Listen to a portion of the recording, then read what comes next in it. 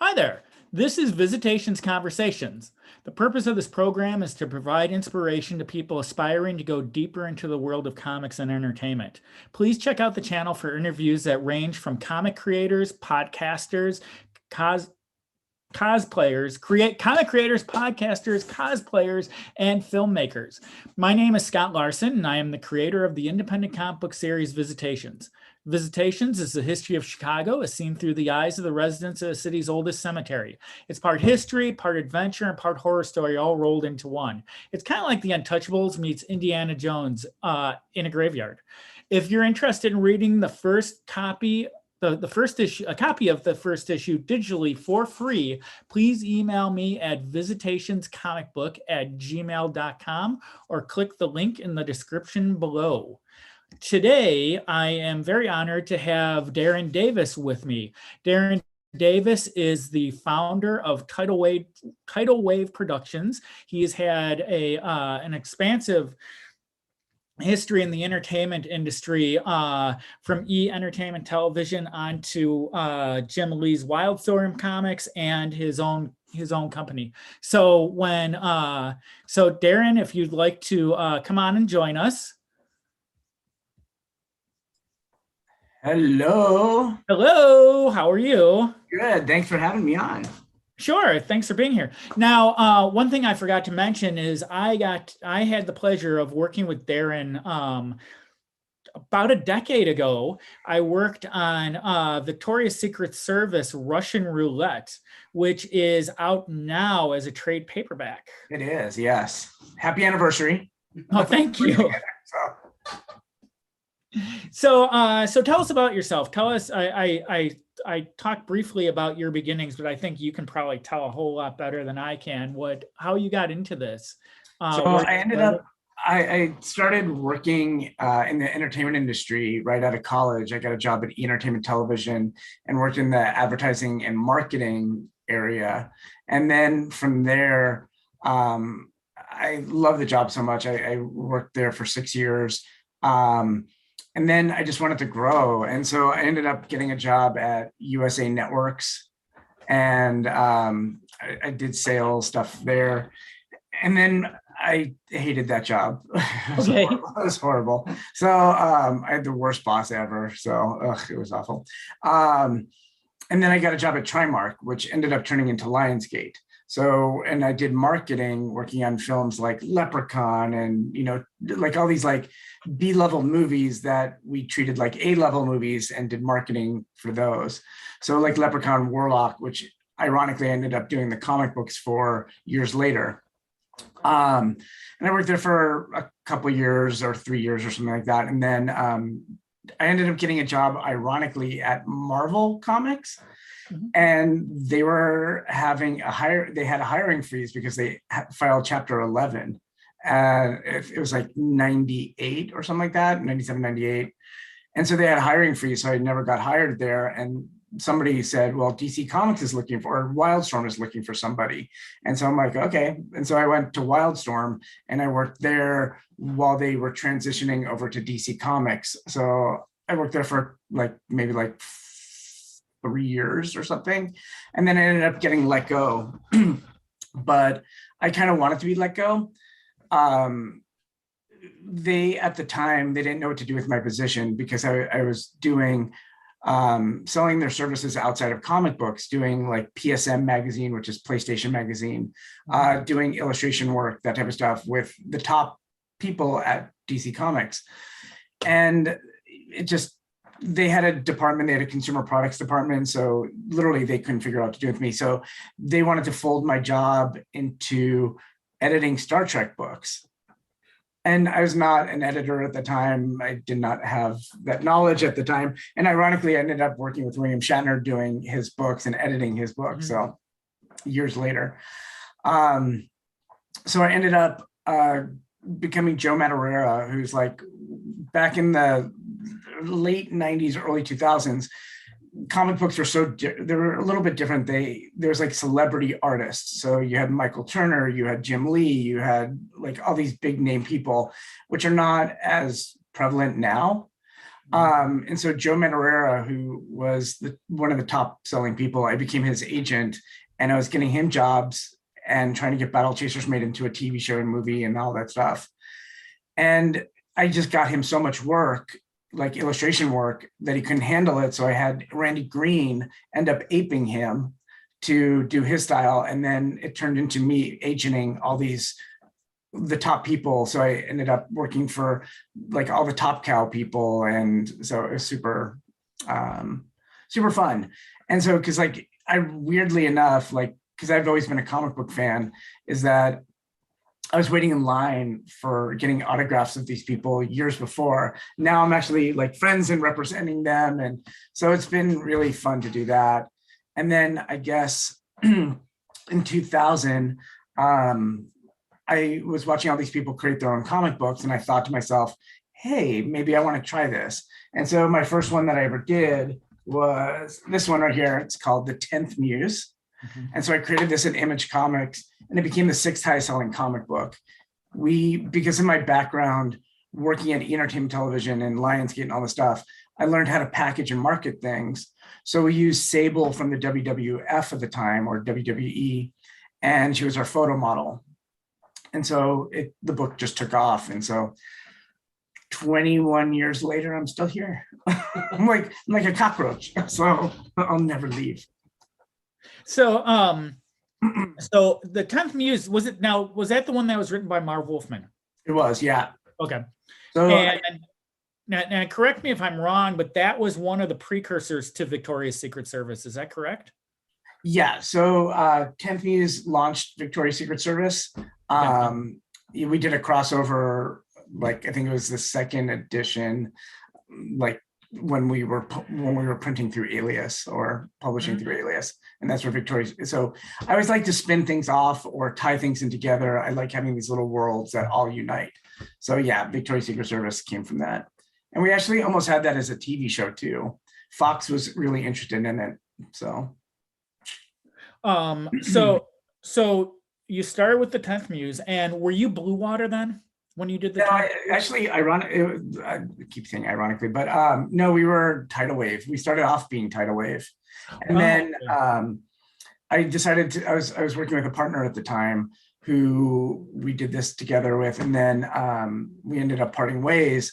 And so I quit comics for about 2 years, and then I jumped back into it. And I'm like, I was at a restaurant with my mom in Vancouver, BC, and there was a restaurant called Blue Water. And so I'm like, I'll call it Blue Water. So that's how that happened. And then because of a deal we got with a TV show years later, we couldn't be called Blue Water. So I changed it back. I made mistakes on that one. So we called it Stormfront, which I learned is a white supremacist group. And we got in trouble for that. And I'm like, okay, whatever. And then I changed it to Storm, which was really difficult to do search stuff on. So I'm like, why not just start from where I started at the very beginning, which was Tidalwave. Interesting. So I'll tell you how I first found out about your books, and then and I'd like you to talk a little bit about that stuff. But then I also want to talk about some of the properties you have, because you mentioned William Shatner, but we'll talk about that in a second. So when I first found your books, and it's interesting because I had obviously sent you samples about a decade ago, but I found your books. Which were very prominent in a lot of comic shops, for being an independent publisher. And it was the biographies of like Hillary Clinton and Barack Obama and John McCain and all that. And that was my introduction to your books, but that was really what the core was that I found in comic shops. And that's what Blue Water was known for, and it was Blue Water at the time. Right. So talk a little bit about that. What made you decide to do biographies, or did someone come to you and say, "Hey, I want a biography done of me," and then you just went from there? No. So I actually have it. I have stuff hanging on the wall there. So the first one that we ever did, we did a Hillary Clinton and Sarah Palin. And so 2008, we knew IDW at the time did a Barack Obama and a John McCain comic book. And so we were thinking, okay, let's maybe, you know, because like we've done 10th Muse, ISIS, we do all these like female empowerment-y kind of books. We don't really go over the TNA stuff, but we really make them, you know, like a Wonder Woman or something like that. We make it super female empowerment. And so we thought, okay, let's try a biography comic book. And so we did Hillary Clinton, Sarah Palin, and it just like took off. It like, we were on CNN, we were everywhere, and you know, it was super cool. And biography comic books are not a new thing. You know, they've been done since the 50s. And you know, there was like Bob Hope comic books and Jerry Lewis comic books. And so now we're just the next generation of it. So we started off doing the Femme Force series, which Hillary Clinton and Sarah Palin, and then we were like, okay, let's broaden it. And so then we started doing women who just made a difference in the world. So anybody from, you know, Anne Rice and her writing to, you know, Laura Ingraham, or we do both sides of the fence because we don't also want to get in trouble. So we can talk about that later too, because we were boycotted by Fox and all this stuff, Fox News, because we were snubbing Melania Trump and all this stuff, which we were never doing. So I don't know if you saw that story. You know what? I didn't. I know that things are really insane now when it comes to anything dealing with politics, and the sense that I get from looking at anything is everything is related to it now. My brother called politics America's pastime, you know, because it's replaced baseball, Right. and it's, you know, not to go too far down into that rabbit hole. It's really interesting because it's permeated every single facet of our society, and it wasn't like that before. And so it's bizarre. It's you know, and it's even with the comic book industry. You know, you've got you know, you have people like Heather Antos, who had gotten in trouble because somebody on Twitter went after her because she had a milkshake, because she was drinking a milkshake. And then there's Ethan Van Scriber, and there's all kinds of different things where this stuff is playing off of each other, and you just take a look at it, you know, from the sidelines, and it's like, why are we doing this? But that's my particular soapbox, and I don't want to go too far into that. But I had not seen that story. And I actually have it framed. well, you have to, right? Yeah, I framed here. Let me grab it. Hold on. It's super cool. Sorry for the break, but it's worth it. So I literally have this framed on my wall.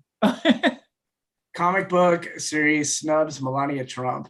So this was like, maybe it was like 6 months ago, and we did a Jill Biden Femme Force series. And with the Femme Force series, we do, as I said, we do both sides. We did Condoleezza Rice, we've done, you know, Hillary Clinton, we've done so many different people, Michelle Obama, all that type of stuff. And so it's not a First Ladies series. It's literally just about female empowerment. And at the time, we were not doing a Melania Trump comic book. I just did not. It's not that I didn't want to do one or want to do one. It's just we didn't do it.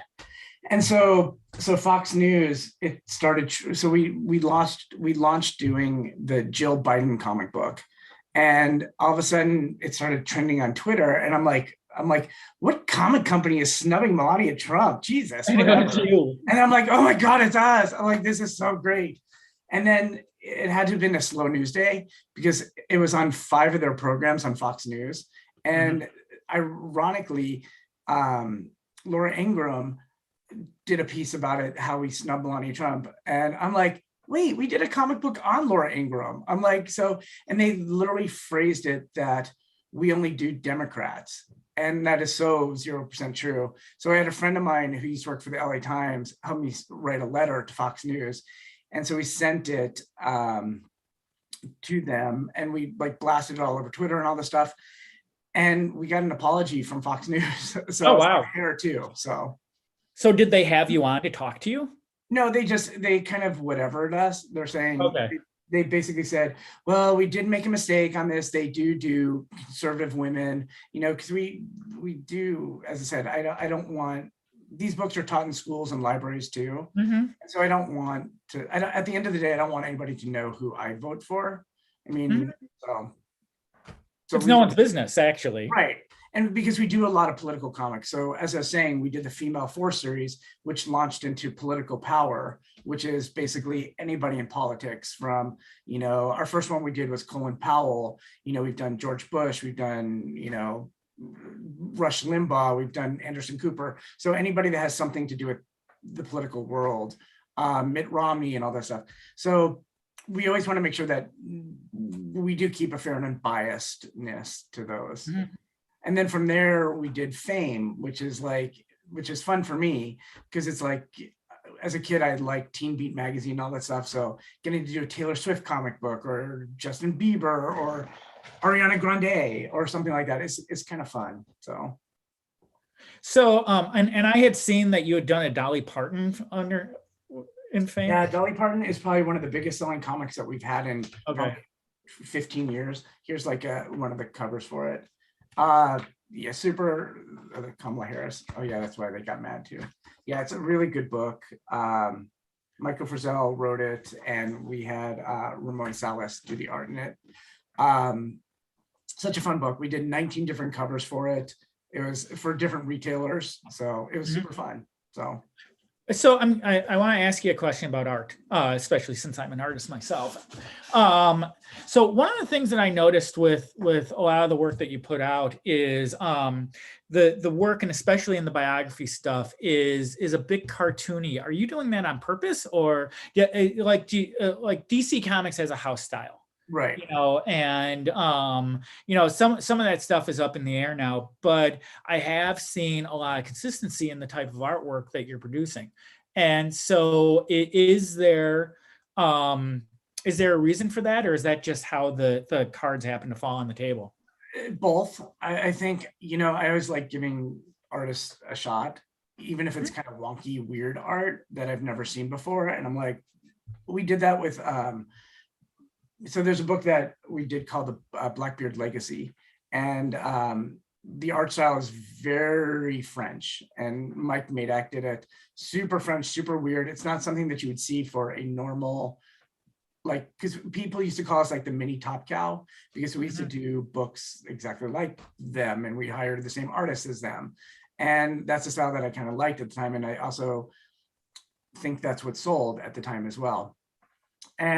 But now, as I said, as I've been growing as a publisher, I tried different art. I tried different styles. The Dolly Parton comic book, I chose him because he's I wanted something fun. And, when it comes to the biography comic books, it's people's nostalgia that they're picking these books up. Some of them pick it because they collect everything Dolly Parton wise. And then some people look at like, oh, this is a comic book. I collected Archie when I was a kid, or I have this nostalgicness back to that. And so that's another reason for why they pick these up. Real quick, I want to go back really quickly to the Fox News story. And I'm curious about something. Did them spotlighting you guys, or did them spotlighting your company, did that change your sales at all? Yeah, it helped. Did it go up or down? It helped sell the book. So okay, which book did it help sell? The Jill Biden comic book. Okay, so that's interesting. Sometimes there are times that the news does not help us. So when there was a fake news, I hate fake news. There was a news story when we did this Justin Bieber comic book and a Lady Gaga comic book that they were actually suing us. And the story was not true at all. And it was a licensing company that licensed Justin Bieber stuff that sent us a cease and desist. So, but main news organization actually picked it up. And if they would have contacted me and said, hey, what is the real deal with it? I would have shown them the cease and desist, and that it wasn't Justin Bieber, and that Lady Gaga actually retweeted the comic book, so it's just, and that actually hurt sales for us. Okay.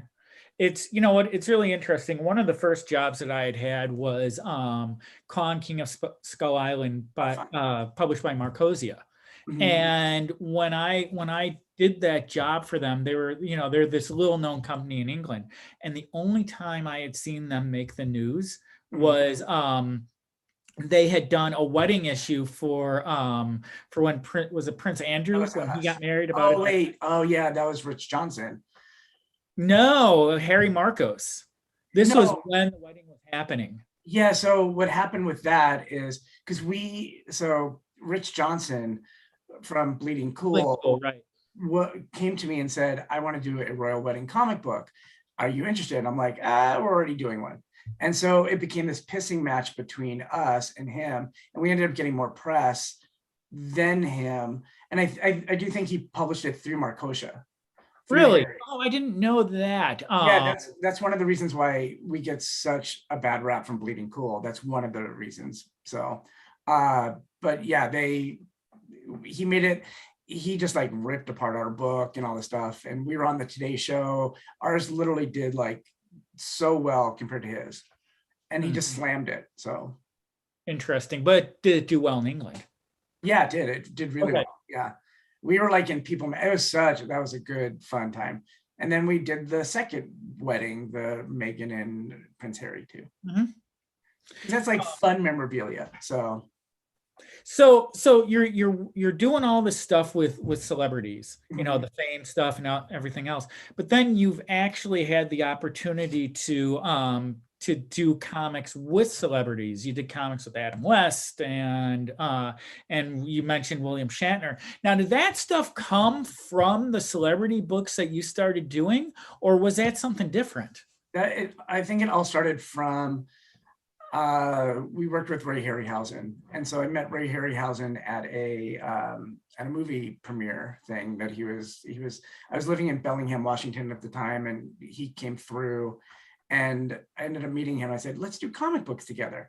And he's like, okay. And so we did sequels to all of his movies, probably like 10 different movies. So we did Wrath of the Titans. We did, the sequel to Sinbad, Jason the Argonauts, 20 Million Miles to Earth, Earth versus the Flying Saucers. And so we did a line with him. And so that, in a weird sense, kind of solidified our company bigger. So then just doing like 10th Muse, Legend of Isis, Judo Girl. And that was like our first license that we did. And then I ended up getting the rights to Warlock and Leprechaun because when I worked at Lionsgate, they just gave me the license for that.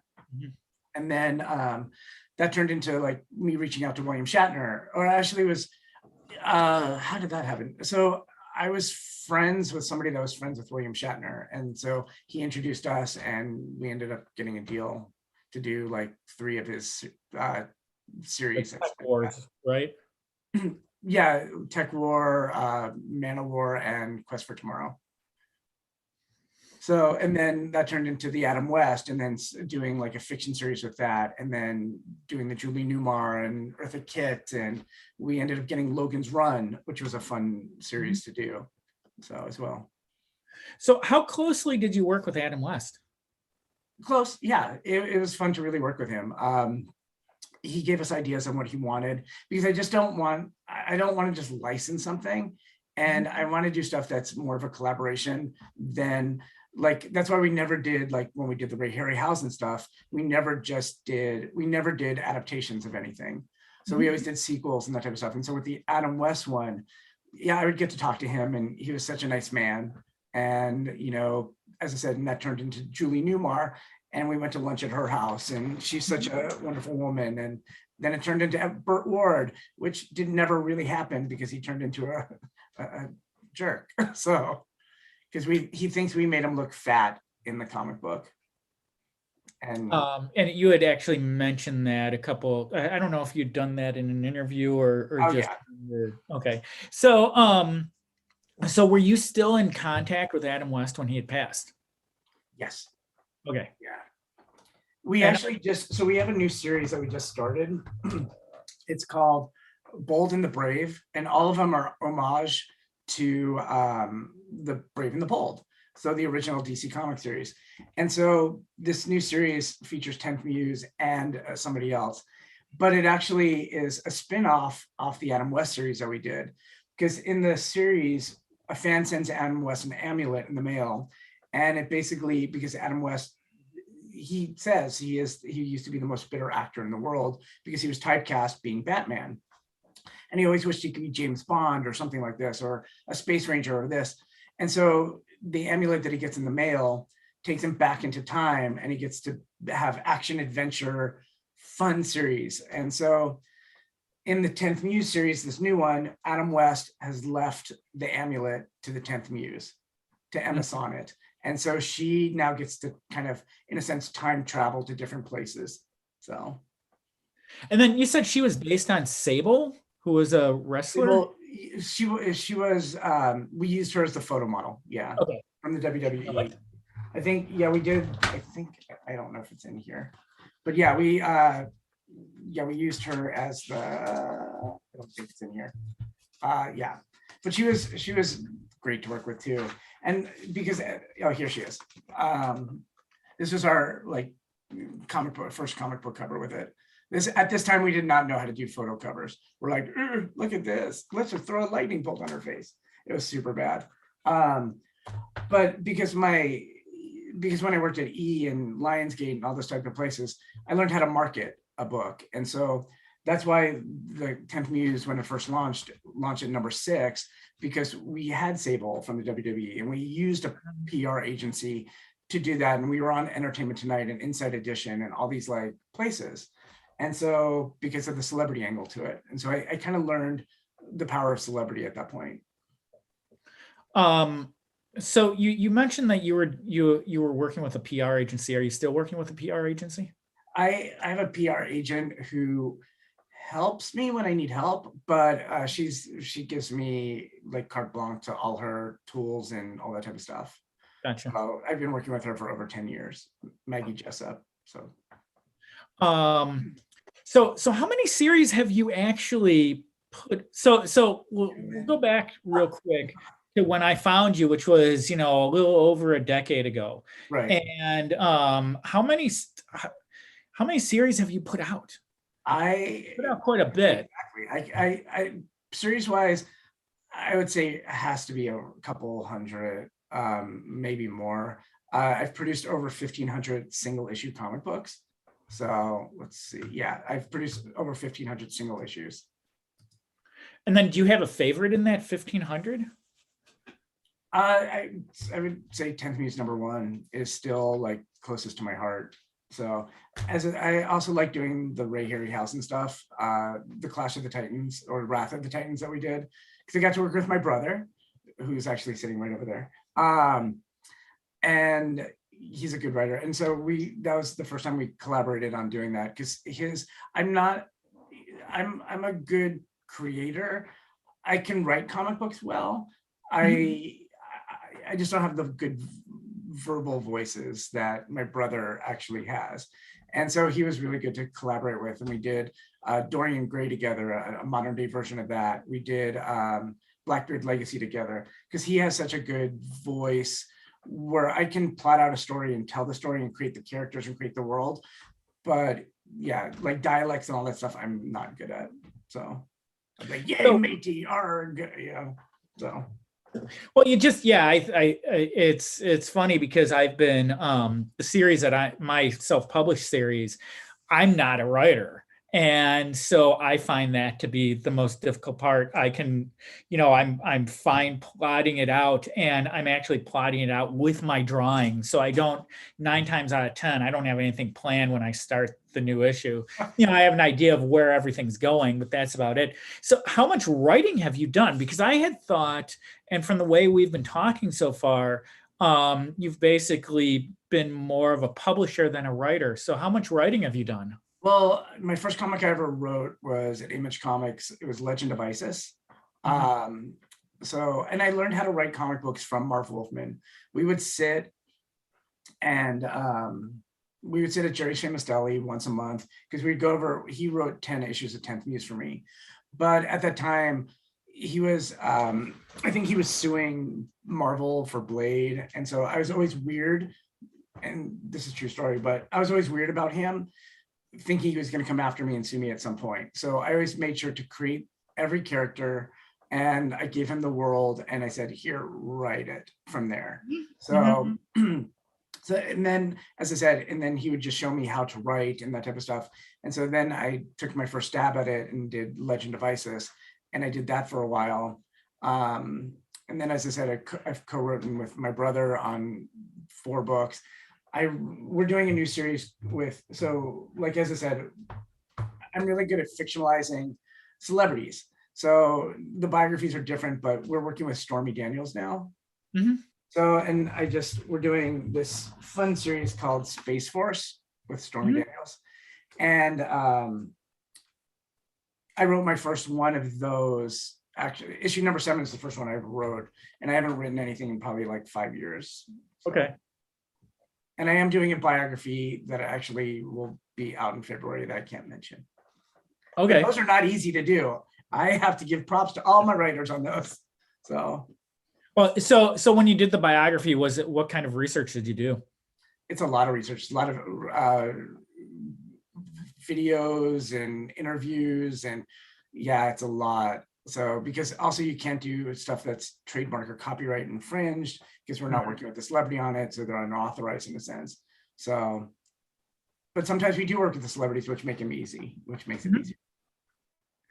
So I want to talk to you a little bit about distributions. So because what I had mentioned when I found your stuff, I found in comic shops, and I know that one of the things that you're using now is Comic Flea Market, which people are able to go and get your book. But are you still distributing stuff to comic shops? Not as much. So what happened, the real truth is Diamond screwed us over. We did this Justin Bieber graphic novel and we sold 20,000 of them to Walmart. So Diamond Books was just getting around to selling stuff. And so we did a purchase order, they bought the books. And then all of a sudden we got 14,000 returns. And I asked Walmart, or I asked my rep, I'm like, hey, nobody can find this book out. And it was supposed to be part of like this, because he was doing, I think, the Super Bowl or something. He was supposed to be part of the Super Bowl promotion that they were doing with this comic book. And they ended up not putting the book out. And so we ended up getting the returns, and Diamond ended up screwing it over even more. And because we were going to just sell them to the dollar store at that point, and they screwed that deal up for us. So we basically ate 14,000 books that we didn't know what to do with anymore. So we ended up leaving Diamond pissed. And so at that point, they were the #1 game for getting into comic book stores. So that's why I was just kind of like, screw it, I'll just go the ebook route. And then, we have Comic Flea Market if people want to buy the books print. But so we've changed. I think about 3 years ago, we changed, and we are working with Ingram now. So Ingram is the #1 book distributor. And so we actually distribute, through Amazon, and like comic book stores can order the books. Not a lot of them maybe have Ingram accounts, but we do, like the Dolly Parton book, we did reach out and did sell, like, as I said, 19 different covers to different retailers. So how long have you been doing? So, okay, a couple questions. The first question is, Comic Flea Market, is that your site personally? Okay. Because it sounded a little bit like that while when we were just talking. So yeah, and how did you find them? I try different things all the time. There's a new one called Comic Distro, and they're a distributor. So I've signed up with them. I just throw stuff at the wall and see if it sticks. And with Comic Flea Market, they seemed reputable. So they're, and I also, and at some point we talked about having them distribute, and I've been with them for 10 years. So are they like a print on demand kind of place? They are, yeah. Okay. That's what it seemed like when I had looked into them. So I'm curious, and I'm asking this as somebody who's publishing my own book. So has there been a huge difference as far as the quantities going out from say a comic book shop to an ebook / comic flea market? Because I did notice that you just held up the Stormy Daniels book, and so Right. you obviously got new. You have got new stuff coming out. So I'll show you. I'll actually show you. So if you look at this, and so this is like what a traditional comic book looks like. This is from Comic Flea Market, and then this is what we're selling at. What is Okay. it? So it's a little bit smaller, but the cover is cardstock. And it's the quality is amazing inside. And then there's a spine on it too. So it makes it like a mini little graphic novel. And so this is what we're doing with a lot of our books that you can buy on Amazon and, you know, Barnes and Noble or anything like that. Target will sell these. So yeah, I love the print quality on all this stuff. And these are just like floppy comic booky things. So, which I still love, but I just love these now. So yeah, we just did a Tina Turner one. And it's a gloss cover too. So super fun. So how are you able to connect with your customers? How? Social media. I'm on social media all the time, like a lot. So yeah, people reach out, people talk, you know, you try to be as social as possible. So. Well, you know, I know that we're in the middle of this pandemic, and next week is C2E2. It'll be the second convention I've gone to since the pandemic started. And you know, it's like everything is all up in the air, you know, and especially with new variants coming out, we don't know. So it's always kind of a, how is this going to go type of thing. And I was lucky with my first convention, which was the last Wizard World, because it was phenomenal. Right. So we'll see what next week is like. But I'm curious, do you take your stuff out to conventions? Nope. Okay. I stopped going to conventions like probably 10 years ago. I just they're different now. I think they've turned into pop culture cons rather than comic cons. And I do think that if you're calling it a comic con, really showcase and feature comic book artists and writers and that type of stuff. I love my Power Rangers, don't get me wrong. I had one officiate my wedding, and but that's not a comic con. So, and when you have like the cast of like Pretty Little Liars or something like that coming to these conventions, it's not Comic-Con. So, and you know, at one point we had like William Shatner at our booth, or Ray Harryhausen. Nobody came. So, but they'll go line up for them at other places. So. Oh, that's interesting. Yeah, it's super weird that comic books just become a backseat to all this stuff now. Well, you know, it's really, it's interesting, because since I started my book, I basically go into Artist Alley. And people are always asking me, well, do you have this in comic shops? And it's like, well, no, because if these are in comic shops, then I have to compete with Batman, Superman, Spider-Man, and everything else, and stuff fades into the background. But if I'm at a convention and I'm in Artist Alley, it gives me the opportunity to talk to people and connect with people on a one-on-one basis. And then as time goes on, pretty soon they come and they're looking for you. So, and I was curious as to whether some of that had been your experience as well. It used to be a sense of camaraderie, and I used to love doing the convention stuff. It really is like going to summer camp, and you know, because you hang out with these people all day long, and then you go out with them and you have cocktails with them, and then it's so, yeah, it used to be fun. I don't find it fun anymore. So I've done a couple conventions here and there, but it's not worth it for me. So how many new how many new books do you have on the docket right now? Because we saw the Stormy Daniels. That came out today. Yeah. That came out today. That came out yesterday, actually, Wednesday. Okay. Wednesday. I guess today's I'm doing maybe about 7 to 10 books a month. Okay. I'm like looking at my schedule going, yee. And what I've also done is I put everything back into graphic novel form too. And so I've re-released everything. So now you can, you know, get the old stuff. So. Do you and you mentioned that you do ebooks. How are you handling that? How So does that? I channeled the ebook thing right as soon as it hit. So Uh-huh. I was like, I'm always on board and I'll always try different things and I'll try different like companies too. School and libraries. One of the biggest places where we make the most money is this place called Epic. And it's Epic with an exclamation mark. And it's a kids learning app that is all about like kids books and kids content. And we do so well on there, and I only have 100 books up on there. So, and I make more from that than we do on like Kindle and Nook and all that stuff.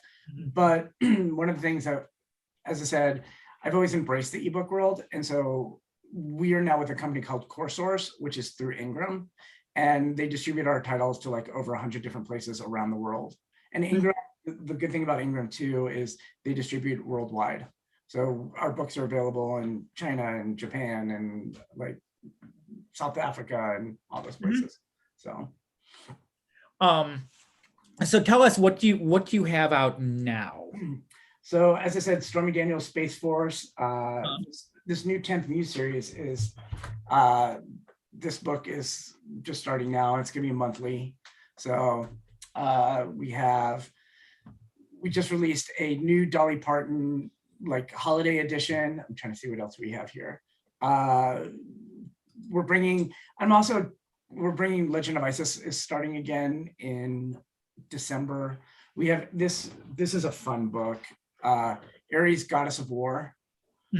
So this is something that I created. It's the god Ares who pissed off Hera, and she transformed him into a female. And so now he's like living as a female on Earth and kind of a superhero kind of thing. So this is a fun series. This just started, I think last month. So we're on issue number 2. We have a Romeo and Juliet modern day tale, so which is called Juliet and Romeo. So which is fun.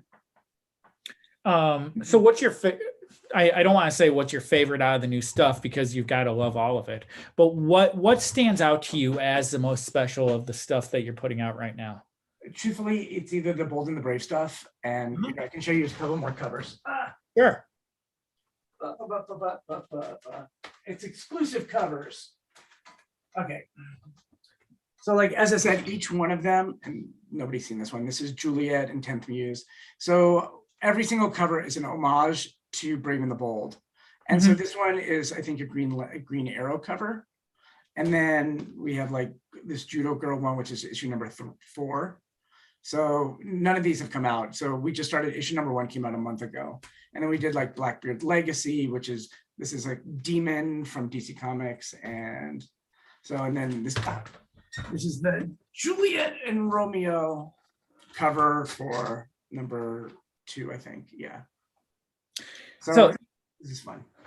You know, interestingly enough, when I had done Victoria's Secret Service, the second issue was an homage to Justice League number 1. Yes. You know, I'm a sucker for all, like, I'm an homage fan. So yeah, that was one of my favorites. Oh, was it? Good. Yeah, and I have to say that was a real fun series to work on. You know, I enjoyed it quite a bit. And the thing that made that so special actually, it's kind of funny how it worked out because, you know, there was this happened, that happened, stuff started getting pushed back on the timeline. So by the time the fourth issue came about, I was already working on my stuff and I wasn't really able to do it. But at the time, and when I got that assignment, that was the first book I was going to do exclusively. And it turned out not to have been that way, not on your end, but on one of the other people I was working with. One of their artists dropped out and I ended up doing stuff. But prior to that, I was doing anthology stuff for AC Comics. Okay. And so it'd be like, they'd have like these 100-page books that came out and like maybe 10 or 20 pages would be mine. And so you'd have to like really go through it. So I was really excited to work on that. And I think it's actually kind of funny that that ended up being, you know, kind of divvied out as well. But that was one of the things that I found most exciting about that project. And the other thing that I really, really liked, And what I was impressed with was, C.W. Cook had wrote the series, and he did a really nice job. And one of the things that I found as an artist was finding a way to, there were a couple pages where it was just like, how am I going to do that? And that was fun because I was able to figure it out, and I was able to do it in a way that I really enjoyed. So, your series, that series was really, really, really important to me.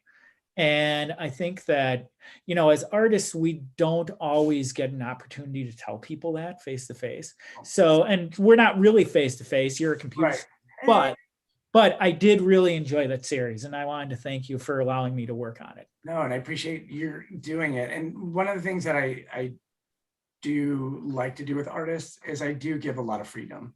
And so I'm like, here's a script, do it. You're an adult.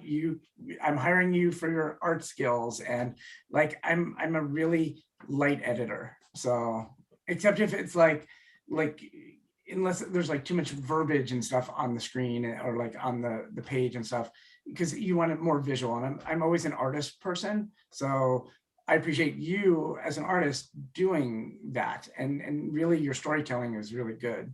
Oh, thanks. And now what I'm trying to do is I'm trying to finish, like, I think with COVID really helped me a lot. It sounds horrible to say that, or this pandemic helped me a lot, because there was a part of me that was kind of burnt out, doing this, and, it is taxing. And so I let a lot of things slide, and like issue 4, and, and now I'm making sure all of the books that we started, even if they're 10 years old and we never finished the miniseries, my brother's over there because my brother doesn't write anymore. My brother has cancer, and so he's unable to write anymore. And so getting to do this book that he did like 6 years ago that he wrote is like, A, it's cool to see something that he's written, and B, I'm finishing this miniseries off. So, and so that, as I said, like, I think the Tiger King helped with the pandemic because we did the Tiger King comic book, and Stormy Daniels book, and that kind of re-energized my creativity again. So how many issues is the Stormy Daniels going to be? Is it going to be a limited series, or is it ongoing? We're no, it'll definitely be ongoing. We're working on issue number 8 now. Issue number 7, or issue number 6, which I actually co-wrote. It's a crossover with, like, we did Tom Corbett's Space Cadet, and we did this Space Monkey book, and so it's like all crossovers, and there's cameos in it, and so I'm a big like crossover fan. I love crossovers, so we do that with that book. So and it's a fun. It's literally like Barbarella meets Stripperella. With and there's no nudity. It's very, we are pitching it as a TV show, like an animated series to like I think like Netflix and Cartoon Network, or not network, but like Adult Swim. So it's real quick. I want to make a comment on not necessarily that, but when I was working on your book, I had mentioned I was just coming off of AC Comics, and their stuff was Femme Force, and you've seen the stuff, and I had asked you this because I basically went from one female superhero group to a second female superhero group, and they've got the Femme Force stuff has an audience, and their audience expects something from them, and it's not, whereas it is not something that's like pornographic or anything like that. It certainly leans a little bit towards the TNA stuff, and I don't know if you recall this exchange we had when I was working on VSS, but I asked you if you wanted something like that as well, because it was a female, and you said no, and that was actually great, because in with the other company, they were willing to sacrifice storytelling for different body shots, whereas you were more concentrated on the storytelling, and I think that worked out better. I'm not. even like as a fan, I think there are places for that. As you said, Mhm. everybody has like Xenoscope has their style and all that type of stuff. Mhm. I just am not a whole TNA person. I'd rather, yeah, I want the sexy shots and that type of stuff too, as long as it makes sense in the story. Mhm. So, so like as I said, the Stormy Daniels book, it's literally looks like it's an animated series. I mean, Mhm. it's cartoony. That's the style we wanted to go with it. It's super fun and kitschy and that type of stuff. So, and there are some sexy shots in there and that type of stuff because we're trying to do that for the storyline because Stormy Daniels has a history in the adult entertainment world. And so we play with that a little bit, but it's, as I said, we kind of keep it to the more storytelling kind of thing. Mhm. Well, it's, we're also one of the things too is we're living in a different world than we used to be living in. And whereas there is an audience for the other stuff, I think that audience is shrinking quite a bit. Totally. The You know, comic book audience is shrinking. the what's comic that? the comic book audience is shrinking. I think it is, and I think it isn't. We were talking about conventions, and the people who walk through the patrons Mhm. that go to those conventions. There's certainly a lot of people who will spend money to see like a William Shatner or of course I'm drawing a blank on all the celebrities' names right now, but there are people who will spend money to do that, but they're also looking for other things too. And one of the things that was really interesting when I went to Wizard World, and as a customer, I didn't care very much for this. And they're great. They've always been really, really great to me, and this isn't a knock on them whatsoever. But when I was going through that convention, and it might have to do with the pandemic, Mhm. there was very little back issue comic book sellers. And I was actually a little astounded. I was a little disappointed because I wasn't able to find things that I was looking for. But that's me being a customer at a convention where Right. I'm supposed to be selling stuff. So I wasn't there to do that. But it was one of those things where people who would come up to my table remarked on the same type of thing. And to be fair, the venue was cut in half, and the amount of people who were able to come were cut in half. And I had a really good weekend, so that didn't affect uh me as a comic book creator, but I could see where it would affect like other things. But that was one of the things that I would have liked to have seen different. So I think that there are people who are interested.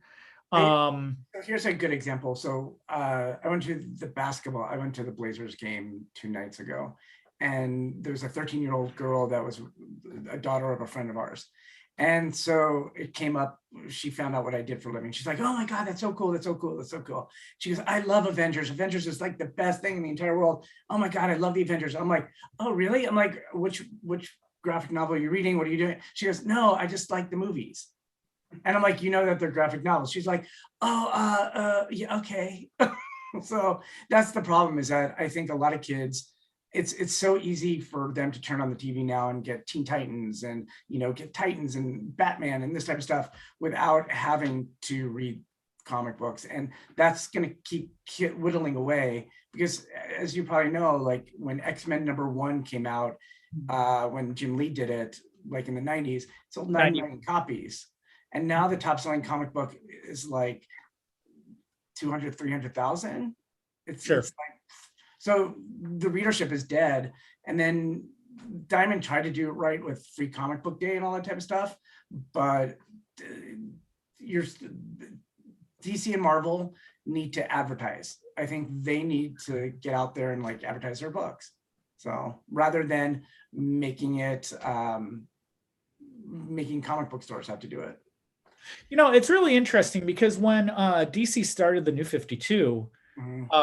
I remember sitting in a movie theater watching a trailer before the Green Lantern movie for the New 52 in DC Comics. And I agree with you. I think the other thing too, I was talking to Ron Friends about this. I was interviewing him a few weeks back, and I think that what the companies ought to do, or at least the comic shops or somebody, is when these movies come out, you set up in the movie theater. I know that some movie theaters, like when I went to see the Justice League movie, I had gotten a free comic, Right. which I already had it, so it didn't matter to me. But there was that. But I think that it would have been advantageous for an enterprising comic book shop owner to set up either in the theater or outside. Agreed. We And did. So like one of the things like with our books that people don't get, and there are a couple comic book stores that have gotten this. Like we did a Selena comic book, and they had stores in like all of Texas, Selena, the singer. And we did this book a couple months ago, and they ended up doing this whole display about Selena, and we got them press, like local press and national press and all this stuff. And people came to the store. People need to take our books and bring in new readers that have never been to a comic book store before. People, like when we did Twilight, we did exactly what you were saying, is when Twilight happened, we went to the movie theater and we did sell our books there. And so it was kind of fun to do that. But yeah, we are a good gateway to get new readers into stores. And Diamond never got that. They're just concerned on which blade to promote. So yeah, it's interesting, and I'll turn back to the pandemic real quick. You have two people who are running restaurants, and the entire world gets shut down. And there is the one restaurant that's like, oh, this sucks. This is gonna be like the worst year I've ever had, and they just like stew in their own juices. And then you have the other restaurant who decides they're gonna do like sidewalk work and give it all carry out. And I honestly, I believe that when it comes to comic books, you mentioned that the readership is shrinking and it's dead and all this other stuff. And there are a lot of people who feel that way, but I actually wonder if there is a third way that we should all be thinking about that we're not, to increase readership. Because I think it's out there. mm-hmm. But I think that it is, the movies and the TV shows and the constant putting out a product, it does water stuff down. Yeah. But I do think there's probably a way around that. And I really am very impressed with the way that you've continued to hang on with your company. And when I saw that stuff was being sold through the comic flea market, I was like, wow, that's really great, because it's something different. And you continue to put stuff out. And it's fun again. So, and people start seeing that in the work. And I'm working with all these new creative people that are just so amazing. There's this guy who does all these covers, and I'm like obsessed with him. His name is Yonami, and he does like all these covers for us now, like every single cover. I think I've hired him to do like at least 40 covers already. And every time I get a piece of artwork from him, it excites me and I get super happy. And then the guy that's doing like the Dolly Parton book and the Tina Turner book, his name is Ramon Salas. And every time I see a piece of artwork from him, I'm just like, oh, so good. So everything is just, I'm liking all the creative people that I'm working with. So, and it's fun. That's great. So, so where can people find you? What's the best way for someone to get a hold of you? Social media, Facebook, Twitter, Instagram. I'm not into TikTok. I can't. I try. I just can't. But yeah, social media is the best. Okay, where on social media? I mean, what would they look for you? Would they look for the company? Sorry, go ahead. Tidalwave Prod. Yeah, Tidalwave Prod is our username and all that stuff. Or you can go to tidalwavecomics.com and you can always find us there too. Okay, great. And then I think we're gonna wrap it up here. I'm going to stop the live stream, so stay on for a minute. But is there anything else you want to say about your books, either past or future? And anything else you want to you think that it would be real important for people to go running out and buy? I'm just, as I said, people are going to be excited to see what we're doing because, I'm excited again, and it's super fun, and we're doing things that are off the beaten path that Tiger King comic books, getting to work with Carol Baskin, having her do a shout out, it's things are fun, and people, hopefully they get to see the fun in the comic books that we do.